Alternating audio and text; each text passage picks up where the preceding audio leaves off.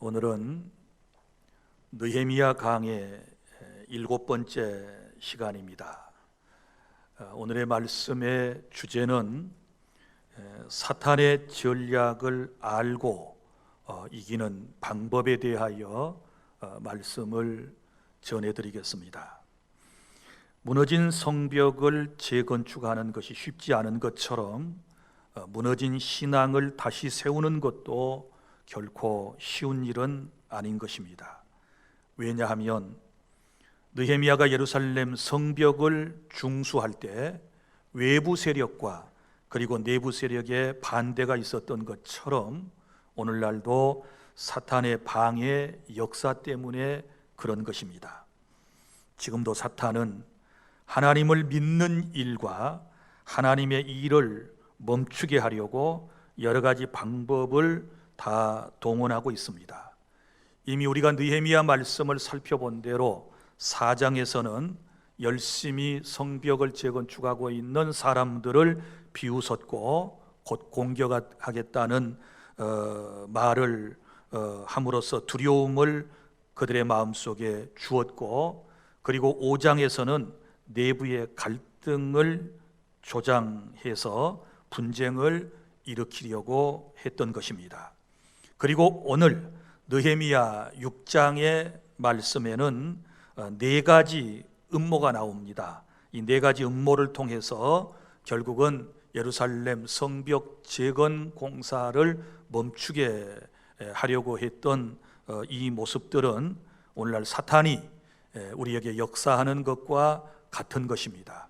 우리가 신앙생활을 재건축하려고 할 때 사탄의 4가지 역사가 있는데, 이 사탄의 전략을 우리가 말씀을 통하여 바로 인지하고, 그리고 주신 말씀을 통하여 그 사탄의 모든 전략을 이겨내고 승리하여 신앙을 재건축하는 그런 은혜의 복을 저와 여러분이 다 받기를 원합니다. 자, 첫째로 사탄의 전략이 무엇입니까? 그것은 오늘 본문의 1절부터 4절까지 말씀, 나를 유혹하여 곁길로 빠지게 하려고 한다는 것이고, 우리가 그럴 때에 영적 분별력으로 이겨내야 한다라고 하는 말씀을 깨닫게 되는 것입니다. 성벽 공사는 마치고 아직 성문에 문짝을 달지 못했을 때 산발랏 일당이 꾸며낸 음모는 느헤미야를 살해하는 것이었습니다. 지금도 항상 사탄은 지도자를 넘어뜨리려고 하고 있다라고 하는 것을 우리가 알 수 있게 되는데, 오늘 말씀에 기록된 내용을 보면 산발랏 일당이 느헤미야를 죽이기 위해서 이런 계획을 세웠습니다. 예루살렘에서 약 32.4km 지점에 위치한 오노라고 하는 마을의 그 평지에서 서로 만나서 평화 협정을 체결하자는 것입니다. 그래서 느헤미야를 그곳으로 오라고 초청을 했던 것입니다. 그렇게 초청을 했던 이유는 나중에 말씀에 보면 그곳에서 느헤미야를 죽일 그런 음모가 있었기 때문입니다. 이처럼 사탄은 열심히 하나님을 믿고 신앙생활을 잘하고 있는 성도들을 유혹해서 곁길로 빠지게 하고 결국은 망하게 하고 죽이려 하는 이런 음모를 가지고 있는 것입니다. 지금도 사탄이 이용하는 도구는 친구일 수 있습니다.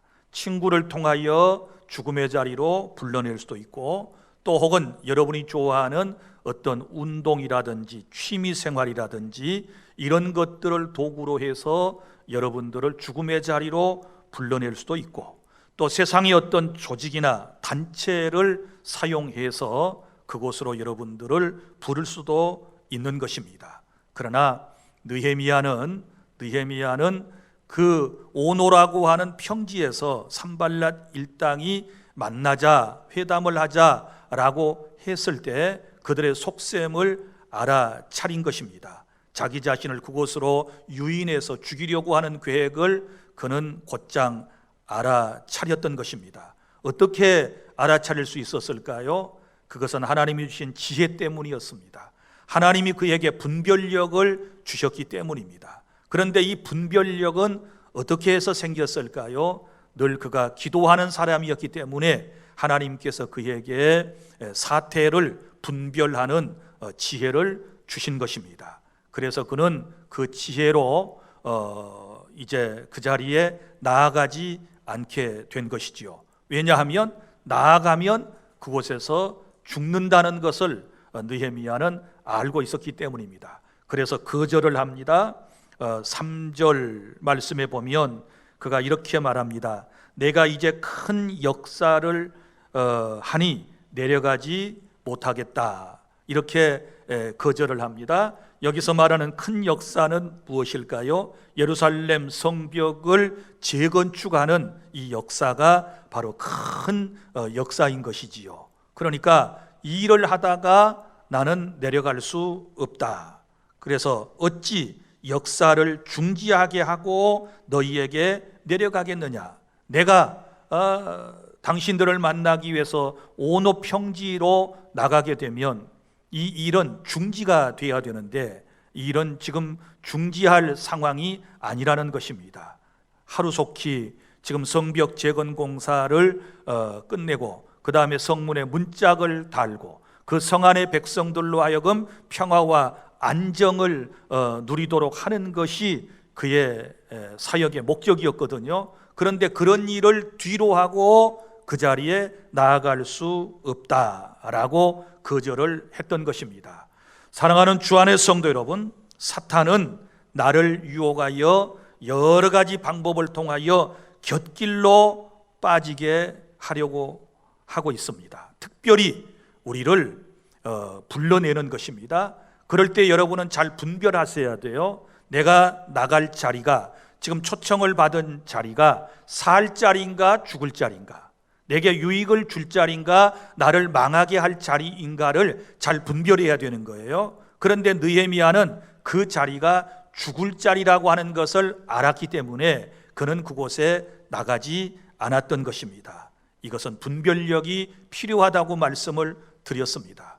사랑하는 성도 여러분, 요즘처럼 다사다난한 때에 정말 여러 곳에서 여러분을 부르는 집단도 또한 그리고 사람들도 있을 거라고 생각을 합니다. 그때마다 항상 느헤미야의 심정에서 한번 생각해 보시기를 바랍니다. 내가 나가는 이 자리가, 내가 누구를 만나러 가는 이 자리가, 내가 초청함을 받은 이 자리가 나를 살리는 자리인가 죽이는 자리인가, 그리고 내게 유익이 되는 건가 아니면 해가 될 것인가, 이것을 잘 기도함으로 분별해서 여러분들이 만남의 장소에 나가는 그런 지혜가 있기를 바랍니다.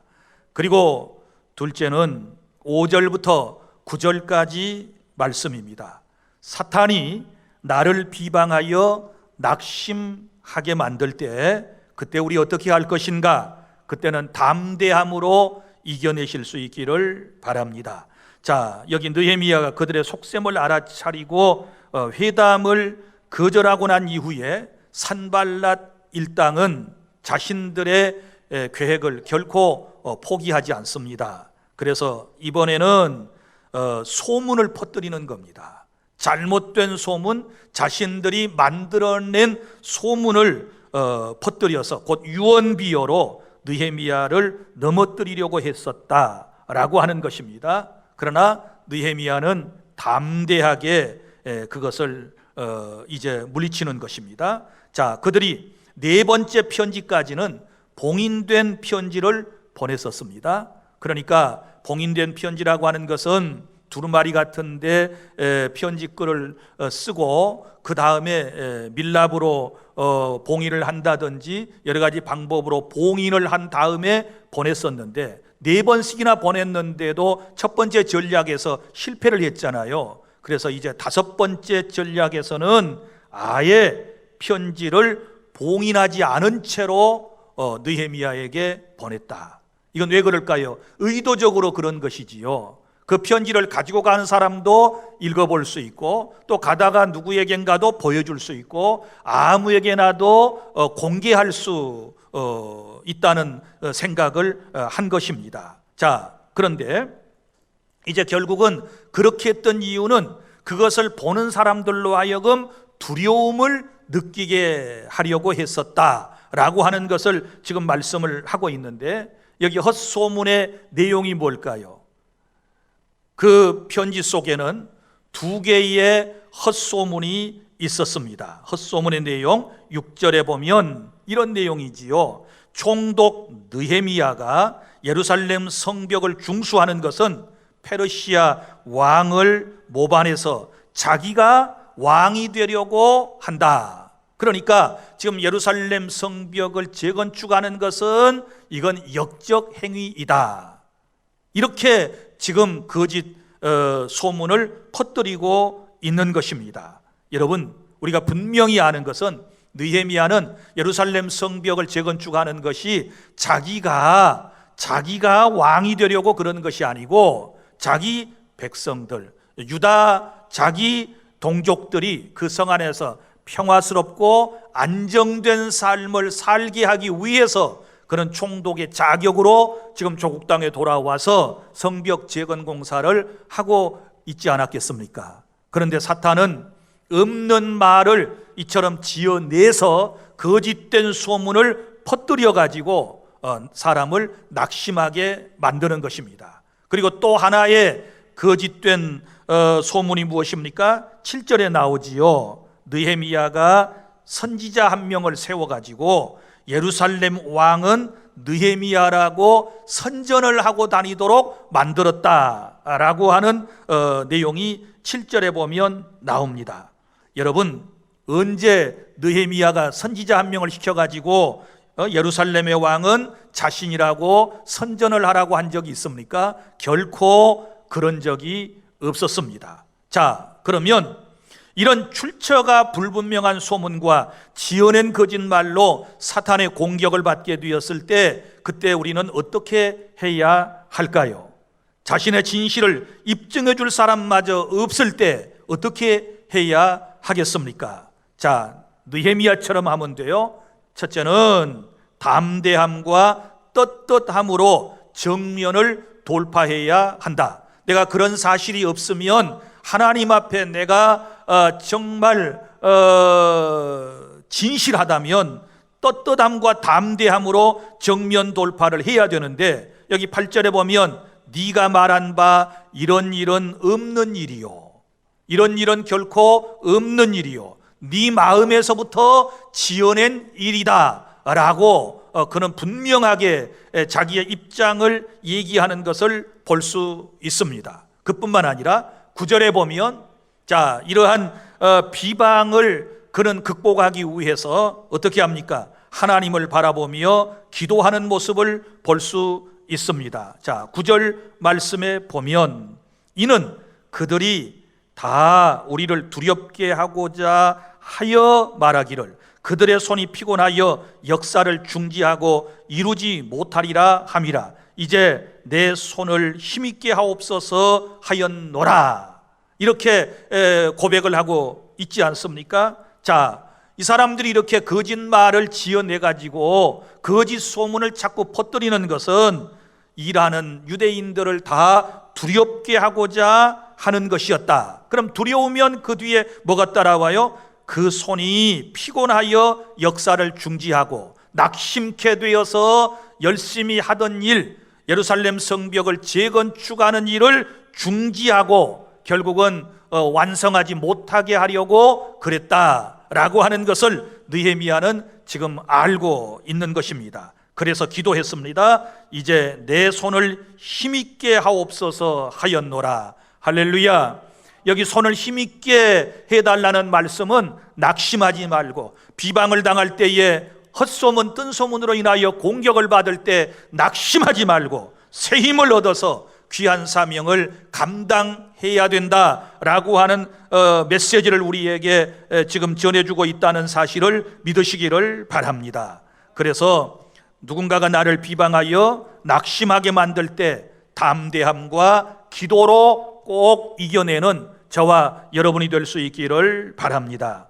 그 다음에 세 번째 사탄의 이제 그 전략과 우리가 대처하는 방법이 나오는데 10절부터 14절까지 이 말씀, 이단과 거짓 선지자를 통하여 나를 미혹할 때에는 말씀으로 분별하여 이겨내실 수 있기를 바랍니다. 여러분 보십시오. 성벽 재건축 사업에 열심을 내었던 한 사람, 여기 제사장이었던 스마야라고 하는 사람이 어느 날 갑자기 두문불출을 해서 그가 보이지 않는 거예요. 그래서 느헤미야 총독이 궁금했지 않았겠습니까? 이 스마야라고 하는 사람은 제사장인데 무려 두 군데서 성벽 재건 공사를 할 만큼 그렇게 열심히 있었는데 이 사람이 갑자기 안 보이니까 총독이 그 사람을 찾아갔어요. 요즘 말로 하면 신방을 갔습니다. 그랬더니 그가 뭐라고 말하는가 하면 그들이 너를 죽이려 올 터이니 이렇게 운을 떼요. 산발랏 일당이 너를 곧 죽이려 올 것이다. 그러니 우리 하나님의 전으로 가서 성전으로 가서 외소 즉 성소에 머물고, 여기 외소 내소가 있는데요, 성전은 안쪽을 내소라 그러는데 지성소라 그러고 밖에 있는 것을 외소해서 일반 성소라고 그러는 것입니다. 그리고 그 안으로 들어와서 문을 먼저 닫고 숨어라 그 말이죠.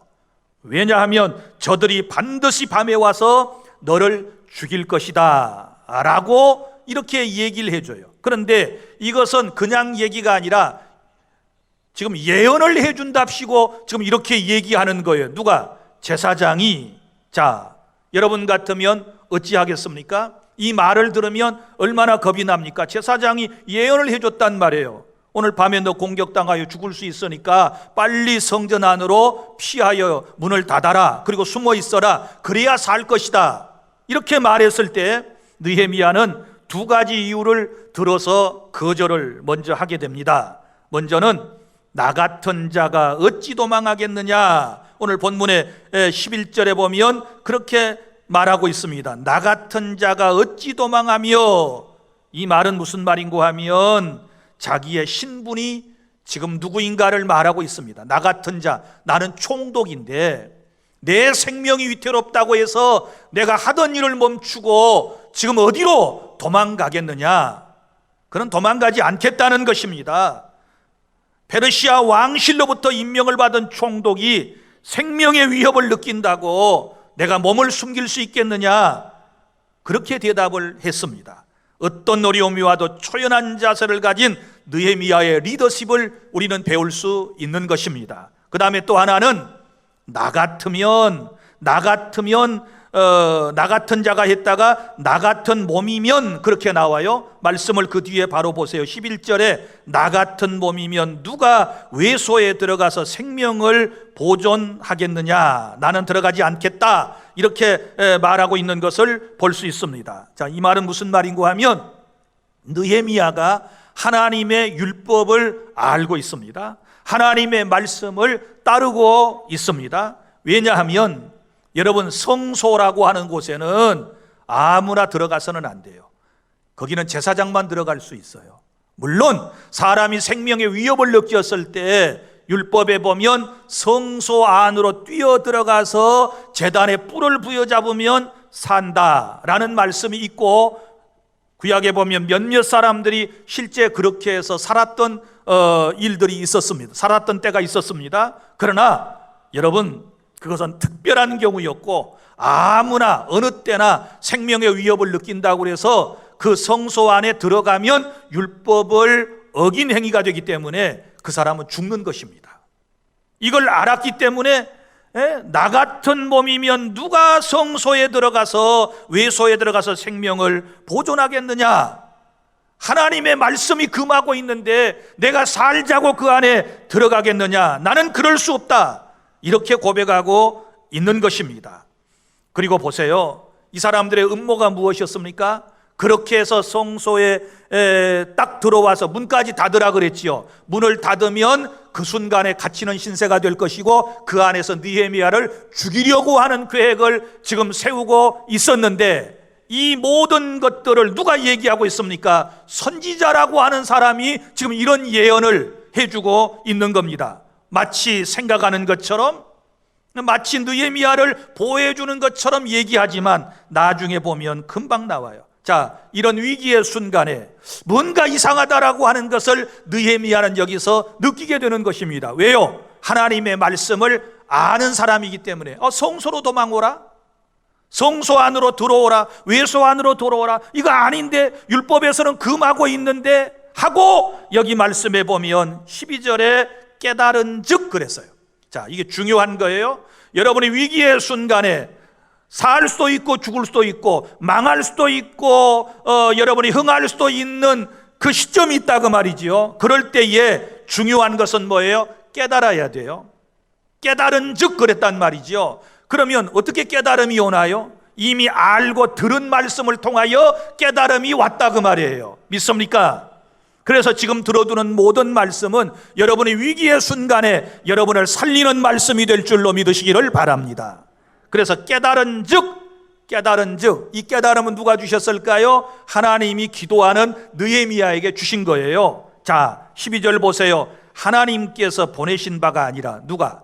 이 바로 스마야라고 하는 선지자는 하나님이 보낸 선지자가 아니라 도비야와 산발랏에게 뇌물을 받고 내게 이런 예언을 함이라. 자, 예언이라고 사실 해준 거거든요. 그런데 이 예언이 참된 예언입니까? 아니에요. 산발락과 도비야가 이 스마야라고 하는 제사장에게 뇌물을 주고 그렇게 거짓된 예언을 해서 성전 안으로 유인을 하면, 들어오면 죽이려고 그런 계획을 세웠다는 것을 누가? 느헤미야가 깨달아요. 어떻게? 하나님 주신 지혜로. 믿습니까?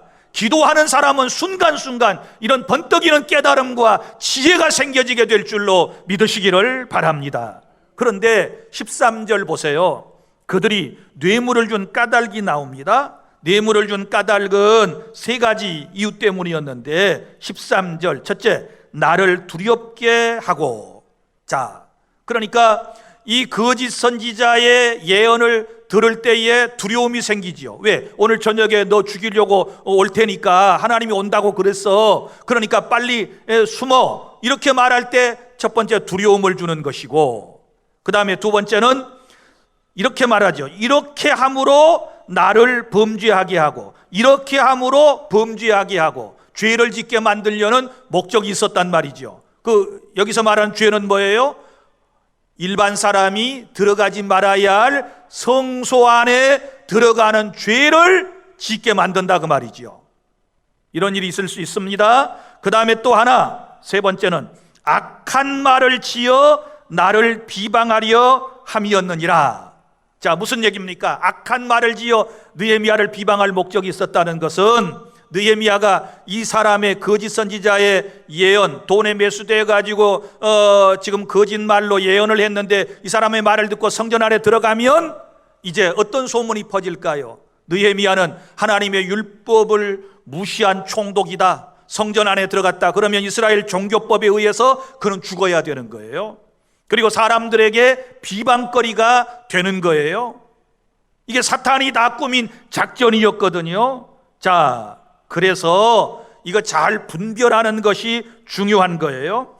우리가 이단과 거짓 선지자를 통하여 나를 사탄이 미혹할 때에 말씀이 없으면 다 넘어가는 거예요. 그런데 느헤미야는 말씀이 있었기 때문에 이걸 잘 분별하고 그 자리에 나아가지 않았다라고 하는 사실을 여러분이 기억하시기를 바랍니다. 그래서 14절에 내 하나님이여 도비야와 산발랏과 여선지인 노아드야와 그 남은 선지자들, 그러니까 한두 명이 아니었어요.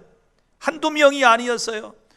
이렇게 많은 집단이 있었다 그 말이에요. 여선지자도 거기에 있었고 그 남은 선지자들도 있었어요. 이 사람들은 다 잘못된 선지자, 거짓 선지자들을 말하고 있는 것입니다. 그래서 하나님께 심판을 의뢰하지요. 곧 나를 두렵게 하고자 한 자들의 소행을 기억하옵소서 하였노라. 그러니까 하나님께서 이 사람들을 심판해 주십시오 라고 느헤미야는 기도함으로 결국은 이겨내는 줄로 믿으시기를 바랍니다. 사랑하는 성도 여러분, 지금 현재 우리가 살아가는 이 세상에 이단과 거짓 선지자들이 얼마나 많이 나타나는지 몰라요. 그래서 우리를 넘어뜨리려고 하고 있습니다. 거짓된 예언을 통하여 넘어뜨리려고 하고 있습니다. 어떻게 해서 우리가 그러면 이단과 거짓 선지자들을 판별할 수 있을까요? 제가 기초적인 것 5가지를 여러분들에게 말씀을 드리겠습니다. 먼저는 예언이 성취되는지의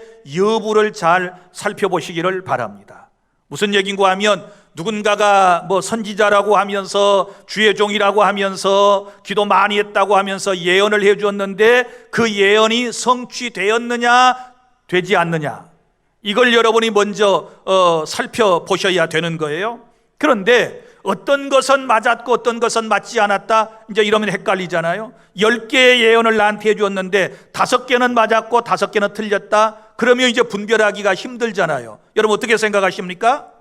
어느 쪽을 선택해야 할까요? 5개 맞은 거, 5개 틀린 거? 5개 틀린 것을 여러분은 보셔야 돼요. 여러분 기억하세요. 5개 맞았고 5개 틀릴 수가 없어요. 하나님이 계속 그 사람을 통하여 우리에게 주시는 만약에 어떤 예언이 있다면 그럴 수도 없지만은 다 맞아야 되는 거예요. 믿습니까? 100% 맞아야 되는 거예요. 그러니까 하나라도 틀리면 그것은 아닌 거예요. 깨달을 수 있기를 바랍니다.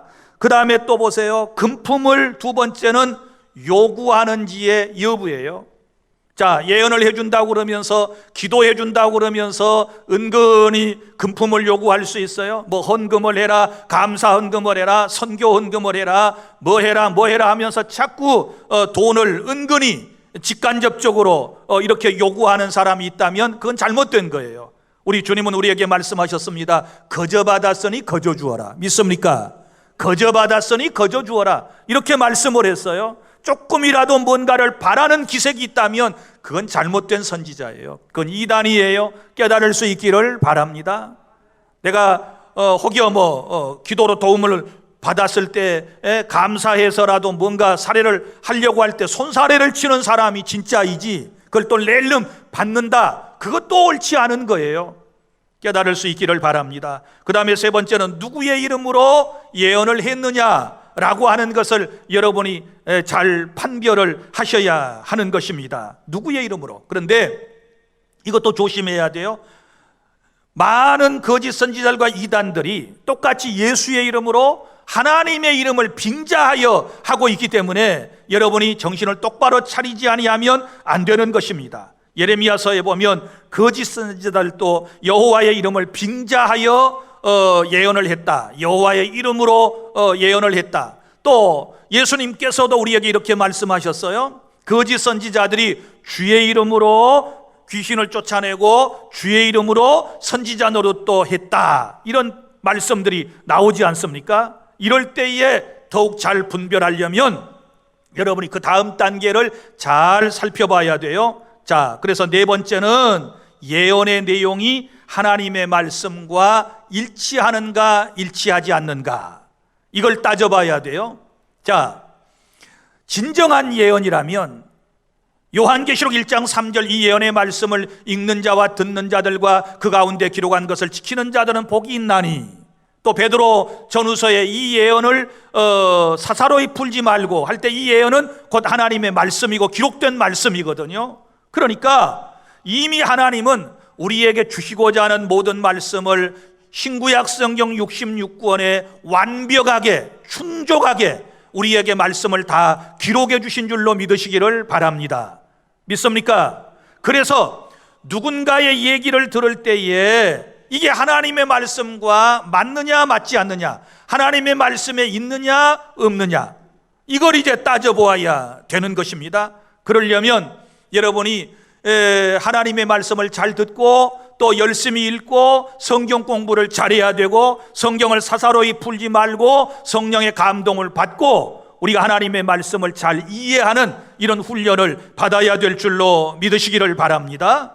그래서 성경 말씀과 예언이 일치하는가 일치하지 않는가를 보셔야 되고, 그 다음에 다섯 번째는 현재 삶의 열매가 올바른지 그른지를 여러분이 보셔야 돼요. 마태복음 7장 15절부터 20절에 예수님께서 거짓 선지자에 대하여 말씀하실 때, 여러분, 나무는 열매를 보고 알듯이 거짓 선지자냐 참 선지자냐도 열매를 보고 알 수 있다, 그들의 삶의 행실을 보고 알 수 있다라고 말씀을 해주셨기 때문에, 이런 우리가 기본적인 5가지 방법을 통해서 이단인지 거짓 선지자인지를 여러분이 분명히 잘 판별해내는 그런 지혜가 있기를 바랍니다. 그런데 무엇으로 이겨내요? 말씀으로.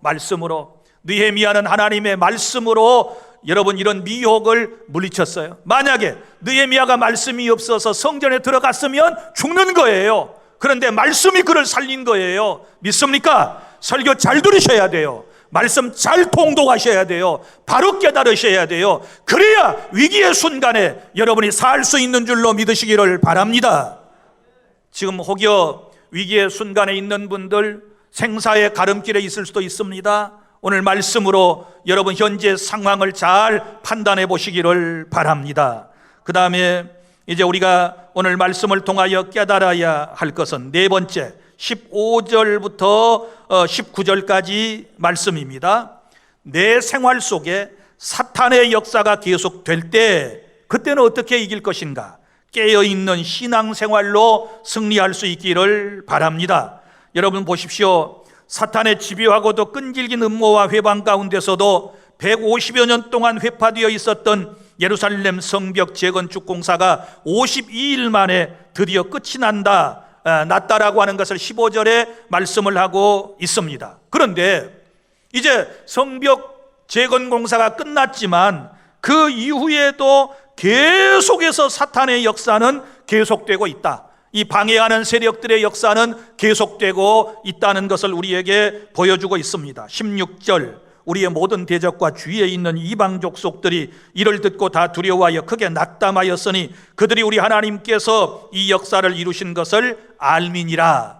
그래서 이 성벽 재건 공사가 52일 만에 완성된 이 사실을 보고 주변에 있는 나라들이 하나님의 역사라고 인정을 하고 유대인들과 하나님을 두려워했다라고 하는 말씀입니다. 그런데 그 이후에 계속해서 이제 사탄의 역사가 시작되는데, 그전에는 멀리서 공격을 했거든요. 그전에는 여러 가지 편지라든지 또 제사장을 매수해가지고 거짓된 예언을 하게 해가지고 이스라엘 공동체를 위협하고 느헤미야를 죽이려고 했는데, 이제는 아예 들어온 거예요. 삶 속으로 들어와 버렸어요. 그래서 이제 어떻게 보세요. 여기 보면 3가지가 나옵니다. 첫째는 유다 귀족들이 적들과 편지로 내통을 했다라고 하는 말씀. 17절, 또한 그때 유다 귀족들이 여러 번 도비야에게 편지하였고, 도비다는 누구예요? 반대하는 사람이죠. 악한 사람이죠. 자, 도비야에게 편지하였고 도비야의 편지도 그들에게 이르렀으니, 적과의 내통이 있었어요. 어느 집단에서? 귀족들이. 이 귀족들이 문제예요. 귀족들이. 그래서 귀족들이 전에 성벽 공사할 때도 참여했나요? 안 했나요? 거의 안 했어요. 거의 안 했습니다. 계속해서 지금 이제 이런 악한 일을 지금 귀족들이 하고 있는 거예요. 유다의 귀족들이. 누구는 나가서 죽기 살기 하고 성벽을 재건축하는 일을 하고 있는데, 이렇게 적과 내통하는 사람들이 있었다. 그래서 적은 어디에 있느냐? 항상 내 곁에, 내 안에 있다 라는 사실을 여러분이 아셔야 되는 거예요. 그 적과 내통했다, 편지로. 그 다음에 두 번째, 이제 더 나아가서 어떻게 했느냐? 유다인들이 적들과 혼인관계를 맺어요. 적들이 유다의 이 귀족들과 심지어 제사장 가족과도 결혼을 해서 소위 사돈관계를 맺는 그런 모습을 볼 수 있습니다. 18절, 도비야는 아라의 아들 스가냐의 사이가 되었고, 도비야의 아들 여호하난도 베레가의 아들 무술람의 딸을 아내로 맞이하였으므로, 자, 이게 무슨 얘기입니까? 이 나쁜 사람들이 유다 공동체를 무너뜨리려고 이제 귀족들과 자기 자신들의 자녀를 혼인을 시키는 겁니다. 심지어 여기 보면 이런 수법에 제사장도 넘어갔어요. 여기 무슬람이 나오죠. 무슬람의 딸을 아내로 맞이하였으므로, 무슬람은 제사장이에요. 이 사람은 정말 열심히 있는 한때에 일을 했던 사람이기도 해요. 그런데 제사장도 저 적들과 결혼을 시켜요. 적들의 자손들과 결혼을 시켜요. 그렇게 되면 어떻게 될까요? 사돈 관계가, 이제 어떤 혈족 관계가 형성이 되기 때문에 그 사람들은 모두가 다 누구 편일까요? 적들의 편이 되는 거예요. 그래서 18절 밑에 보세요. 유다에서 그와 동맹한 자가 많음이라. 사탄이 우리 삶 안에, 우리의 가정 안에 들어왔다는 것을 지금 말하고 있는 것입니다. 그리고 또 보세요. 이제 더 기가 막힌 일은 19절, 유다인들이면서 박쥐와 같은 인생을 사는 모습을 볼 수 있어요. 19절, 그들이 도비아의 선행을 내 앞에 말하고, 그들이 누구입니까? 유다의 귀족들과 또 제사장으로서 자기의 자신들을 저 적국의 사람들에게 결혼을 시켰던 사람들이에요. 그들이, 도비아는 누구예요? 악한 사람이지요. 이 사람은 성벽 재건 공사를 방해하는 주도적 인물이죠. 그런데 그 사람의 선행을 누구 앞에서? 느헤미야 앞에 와서 말을 하는 거예요. 기가 막힌 일 아닙니까? 이제 뭐라고 얘기할까요? 그 도비야, 산발랏, 게셈 이런 사람들 우리가 다 나쁜 사람들인 줄 알았더니 우리가 서로 사돈 관계를 맺고 이렇게 살다 보니까 그 사람들도 좋은 사람이에요. 이렇게 와서 얘기를 하는 거예요. 이 기가 막힌 일입니다. 이처럼 사탄은 안으로 깊이 들어와서 이렇게 혈족 관계까지도 이용을 해서 우리를 넘어뜨리려고 하는 겁니다. 이럴 때에 느헤미야의 마음이 오죽이나 아팠을까요? 도비아의 선행을 내 앞에 말하고 또 내가 한 말도 그들에게 가서 전했다. 내가 한 말도, 느헤미야가 속상해서 한 말도 있을 거고 이런저런 말을 했을 거 아니겠어요? 그러면 그 말을 듣고 있다가 또 저 적군들한테 가서 해주는 거예요.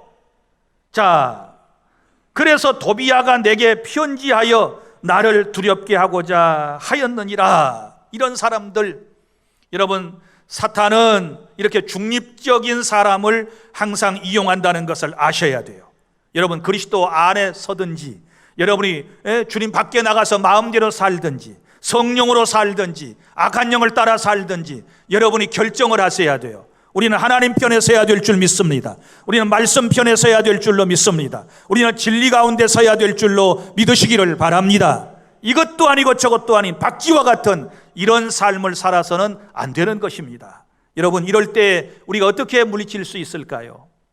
그때는 깨어서 기도함으로 물리쳐야 될 줄로 믿으시기를 바랍니다. 사탄의 역사가 다 끝난 게 아니에요. 성벽을 재건하고 성문 문짝을 달았다고 해서 여러분 사탄의 역사가 다 끝난 것이 아니라 그 이후에도 계속되고 있다. 여러분, 지금도 계속되고 있습니다. 언제까지? 우리 주님 다시 오시는 그날까지 사탄은 계속해서 여러 가지 방법을 통하여 여러 가지 전략으로 우리를 공격해 올 것이기 때문에 우리는 하나님의 말씀으로 또 성령의 역사하심과 기도를 통하여 깨어있는 신앙생활을 해야 될 줄로 믿으시기를 바랍니다. 그래야 승리할 수 있는 것입니다. 이제 말씀을 맺습니다. 사랑하는 성도 여러분, 사탄은 지금도 내 신앙과 삶과 가정과 교회와 그리고 이 사회 공동체를 무너뜨리고 있습니다. 우리는 사탄의 전략을 알고 싸워서 승리해야 될 줄로 믿으시기를 바랍니다. 사탄은 우리를 유혹하여 망하는 곳으로 초청할 때가 있습니다. 이때는 영적 분별력으로 망하는 자리인지 여러분이 살 수 있는 자리인지를 잘 분별하여 망하는 자리로 나가는 일이 없기를 바랍니다. 가지 말아야 할 자리로 가는 일이 없기를 바랍니다. 또 사탄은 우리를 비방해서 없는 말을 만들어내서 사기를 저하시키고 나를 낙심시키려고 할 때에 우리는 하나님을 믿는 담대함과 기도로 이겨내야 될 줄로 믿으시기를 바랍니다. 또 사탄은 나를 죽이려고 이단과 거짓 선지자를 통해 접근할 때 하나님의 말씀으로 물리칠 수 있기를 바랍니다. 말씀이 없으면 넘어집니다. 여러분, 항상 위기의 순간에 하나님의 말씀이 생각나고 깨달아지는 그런 은혜가 있기를 원합니다. 사탄이 내 삶에 역사하며 인정과 사회 분위기로 나를 넘어뜨리려고 할 때가 있을 것입니다. 그때 늘 깨어서 말씀과 성령과 기도로 승리하는 우리 주 안의 모든 성도 여러분들이 다 되시기를 바랍니다. 기도하겠습니다.